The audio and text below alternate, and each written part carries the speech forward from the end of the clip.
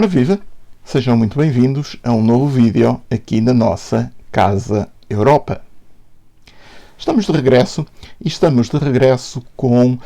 o tratamento de um tema que já mereceu uma análise no vídeo anterior, mas que, por força da situação e por força da evolução da situação, merece uma nova análise e merece uma nova abordagem devido aos factos que recentemente se vêm desenvolvendo na fronteira leste da União Europeia, concretamente na sua fronteira com a Bielorrússia, concretamente na fronteira da Lituânia e da Polónia com a Bielorrússia. O que é que basicamente aconteceu nos últimos dias que serviu para agravar a escalada de tensão existente nessa fronteira? Em primeiro lugar, continuou a registar-se um significativo afluxo de migrantes provenientes do território bielorrusso a pressionarem as fronteiras da Bielorrússia com a Lituânia e com a Polónia. Em segundo lugar,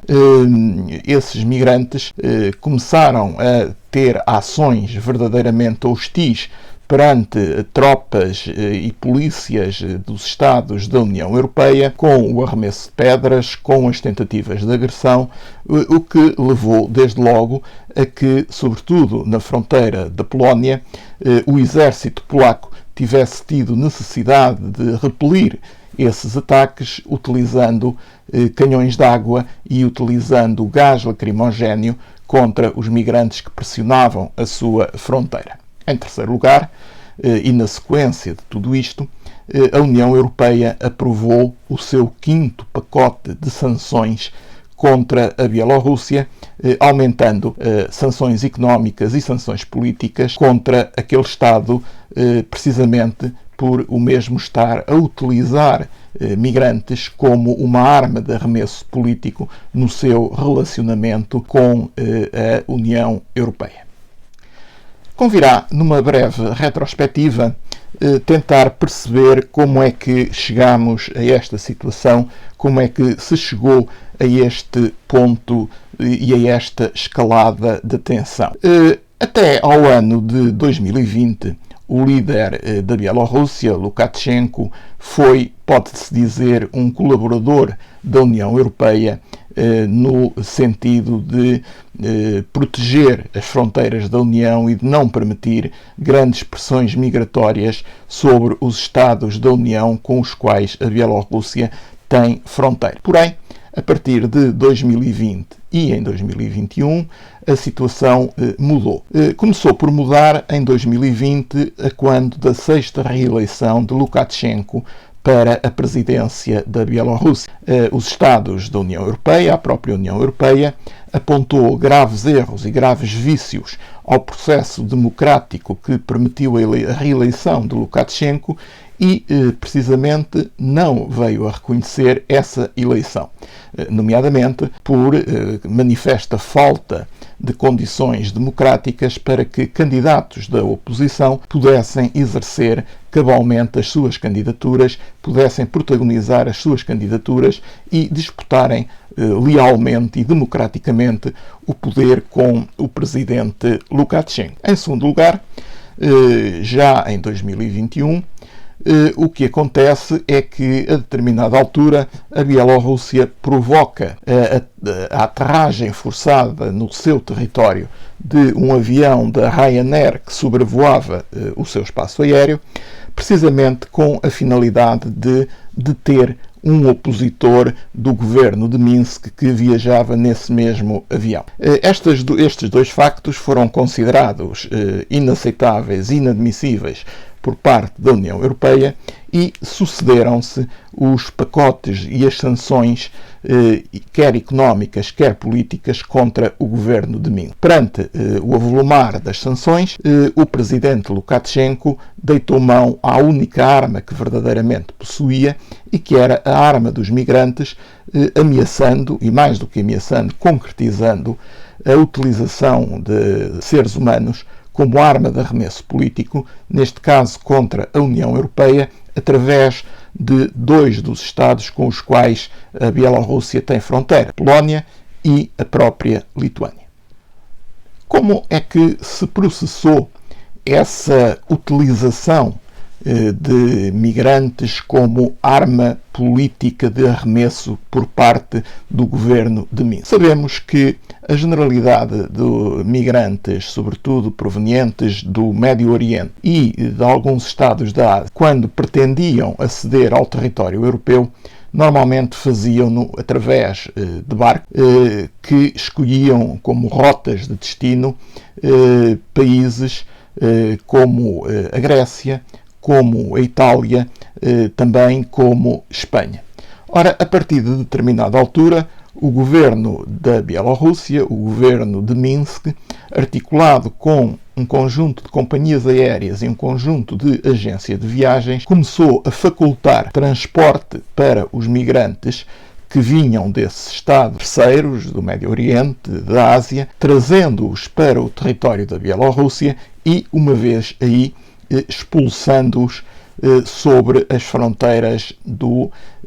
território europeu, sobre as fronteiras da União Europeia. Os migrantes que se submetiam a esse tipo de transporte eram avisados que, em situação alguma, poderiam retroceder, isto é, chegavam à Bielorrússia e seriam imediatamente canalizados para as fronteiras, quer com a Polónia, quer com a Lituânia, em caso algum podendo retroceder, podendo voltar para trás. Ora bem, a União Europeia apercebe-se desta situação. O primeiro Estado que reage contra esta situação é a Lituânia, anunciando a criação e anunciando a construção de um muro com mais de 600 km na sua fronteira com a Bielorrússia. A Polónia vem posteriormente reagir contra essa pressão migratória, militarizando a zona na sua fronteira com a Bielorrússia, colocando na mesma polícias e tropas do respectivo exército, precisamente para impedir que os migrantes que eram canalizados pelo governo de Minsk para as fronteiras com a Polónia pudessem entrar em solo europeu. Foi, portanto, através desta estratégia, de uma estratégia concertada que envolveu companhias aéreas, que envolvia agências de viagem, que o governo de Minsk conseguiu criar ali uma situação de verdadeira tensão e de alta tensão social naquela região, na fronteira com a União Europeia. Ora, foi precisamente a partir do momento em que os migrantes começam a chegar às fronteiras externas da União Europeia que as coisas, de facto, começaram a correr mal. O governo de Minsk não os deixa retroceder para o território bielorrusso. Os governos, quer da Lituânia, quer da Polónia, não permitem que os mesmos entrem nos seus territórios e, a partir daí, circulem no espaço europeu. E esta situação vai, naturalmente, conduzir a uma profunda crise humanitária. Uma profunda crise humanitária com milhares, dezenas de milhares de migrantes numa situação impossível, numa situação em que não lhes era permitido recuar para as suas zonas de origem, nem lhes era permitido avançar para os destinos que pretendiam alcançar. Bem, e esta crise humanitária, obviamente que se tem vindo a prolongar, se tem vindo a intensificar e se tem vindo a agravar devido também, e desde logo, às condições atmosféricas, uma vez que há, neste momento, milhares, dezenas de milhares de migrantes refugiados que estão verdadeiramente encurralados em zonas geladas de floresta, sem alimentos, sem meios para se aquecerem, enfim, sem quaisquer condições minimamente aceitáveis. É, portanto, esta situação de conflitualidade, esta situação de tensão que provoca, no fundo, aquilo que temos assistido nos dias mais recentes. Um aspecto que não pode deixar de ser equacionado quando se reflete sobre esta situação de crise e de tensão na fronteira leste da União Europeia é a que tem a ver justamente com a posição que a Rússia pode desempenhar e pode estar a desempenhar neste mesmo conflito. Os observadores e os comentadores e os analistas que se têm pronunciado sobre o desenvolvimento dos acontecimentos a que estamos a assistir são normalmente de opinião que dificilmente o líder bielorrusso, Lukashenko, teria avançado com as medidas que avançou, nomeadamente recebendo migrantes de vários quadrantes para posteriormente os despejar sobre o território europeu, se previamente não tivesse o acordo, ou pelo menos um acordo tácito que seja, com a Rússia e com Vladimir Putin. Putin, todavia, já se veio oferecer para mediar, para intermediar a crise existente entre a Bielorrússia e a União Europeia. Não deixa, todavia, de ser curioso que esse oferecimento para essa mediação ocorre em simultâneo com a realização de exercícios militares conjuntos entre a Rússia e a Bielorrússia, muito perto da fronteira que este Estado tem com a Polónia. Portanto, é uma posição muito pouco clara, muito pouco transparente, é uma posição muito dúbia, aquela que Putin e que a Rússia continua a desempenhar nesta crise de migrantes que afeta, neste momento, a fronteira leste da União Europeia. Não é seguramente uma posição isenta, não é seguramente uma posição transparente, é uma posição que suscita ainda as maiores dúvidas e que, eventualmente, os tempos mais próximos poderão ajudar a esclarecer. Sendo certo, e nunca podemos perder de vista essa questão maior, que de há muito tempo a esta parte, um dos objetivos fundamentais da política exterior de Vladimir Putin, da política exterior do Kremlin, é justamente a de introduzir e de provocar o maior número possível de fraturas e de fissuras entre os Estados da União Europeia, por forma a afetar, por forma a quebrar a solidariedade entre esses mesmos Estados. Até que ponto é que Putin não se poderá estar a aproveitar desta crise entre a Bielorrússia e a União Europeia para concretizar esse seu objetivo maior, é algo que devemos estar atentos e, eventualmente, os tempos mais próximos poderão ajudar a dar uma resposta mais correta e uma resposta mais definitiva sobre este tema. O último aspecto que penso que deve ser referido nesta análise e neste comentário tem a ver com a tentativa por parte da Polónia, sobretudo da Polónia, de europeizar esta crise. Ou seja, a Polónia tem feito reiterados apelos à União Europeia para que a União Europeia, de facto, possa, como um bloco, como um bloco no seu todo, intervir e reagir à situação que se está a passar e, digamos, à pressão migratória que está a ocorrer nas suas fronteiras. É evidente que a União Europeia, como já referi, aprovou um 5º pacote de sanções económicas e políticas contra a Bielorrússia.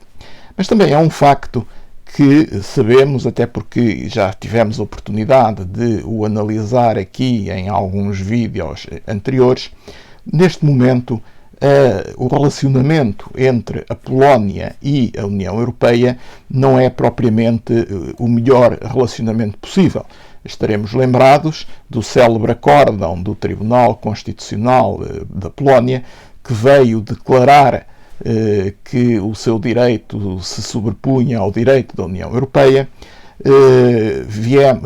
Tivemos a oportunidade de ver como é que a União Europeia reagiu fortemente contra essa decisão das autoridades polacas e, portanto, neste momento o relacionamento entre a Polónia e a União Europeia é um relacionamento difícil e a Polónia não está propriamente na melhor posição possível para solicitar a intervenção global da União Europeia numa crise desta natureza. É evidente que a União Europeia também tem interesse em intervir, também tem interesse em evitar as pressões migratórias que existem sob a fronteira de um dos seus Estados-membros, mas não deixa de ser verdade que neste momento o relacionamento entre Varsóvia e Bruxelas não é propriamente o relacionamento ideal para que possamos ter uma grande articulação, para que possamos ter um grande envolvimento europeu neste projeto. Aliás, não deixa de ser curioso que a própria Polónia também tenha, de alguma forma, subtilmente, tentado uma outra via e tenha subtilmente, em declarações de alguns dos membros do seu governo, tentado invocar a necessidade de intervenção da NATO, da Aliança Atlântica, precisamente para ajudar a conter esta pressão migratória e para ajudar a resolver esta crise com a Bielorrússia. É evidente que foram apelos que caíram em saco roto, como sei dizer-se, não houve um grande acolhimento por parte da Aliança Atlântica no sentido de defender, ou pelo menos no sentido de se envolver como a Polónia pretendia que eventualmente acontecesse. Houve declarações políticas de solidariedade com a Polónia, mas a Aliança Atlântica não foi além disso. E, portanto, isto mostra-nos que, basicamente, a reação a esta crise migratória pode vir, e só pode vir, de facto, de uma articulação entre a Polónia e a própria União Europeia. Até que ponto é que essa articulação se vai fazer é algo a que vamos ter que estar atentos e que seguramente iremos continuar a acompanhar, porque a situação não está resolvida, está bem longe de estar resolvida. A crise migratória é uma verdadeira crise humanitária e a própria União Europeia, obviamente, também não pode pactuar com a existência de uma crise humanitária destas dimensões numa das suas fronteiras externas. Vamos, portanto, ter que aguardar, ver que desenvolvimentos o futuro nos vai trazer, sendo certo que, infelizmente, não se prevê que seja algo de solução rápida e célere. E terminamos este vídeo com as habituais referências que quem nos acompanha, por certo, já conhece. Em primeiro lugar, se o vídeo ou o respectivo conteúdo vos suscitou alguma dúvida, alguma questão, deixem os vossos comentários aqui na caixa de comentários da plataforma do YouTube. Se o conteúdo do vídeo mereceu o vosso agrado, a forma de expressar esse agrado é precisamente deixarem o like também no botãozinho que aqui aparece em baixo na plataforma do YouTube. É uma forma de ajudar à divulgação do próprio vídeo. E, em terceiro lugar, se este conjunto de vídeos que temos publicado aqui no canal é do vosso agrado, a forma de estarem informados sobre o que vai acontecendo, sobre os vídeos que aqui vão sendo colocados, é precisamente subscreverem-se aqui ao canal, também aqui em baixo no botão aqui existente na plataforma do YouTube. Despeço-me com isto, até um próximo vídeo, com um grande abraço. A Europa ameaçada. Os principais desafios que a Europa terá de defrontar nos dias presentes e nos tempos mais próximos. Um livro de João Pedro Simões Dias. Já à venda em todo o país e em lisboninternationalpress.com.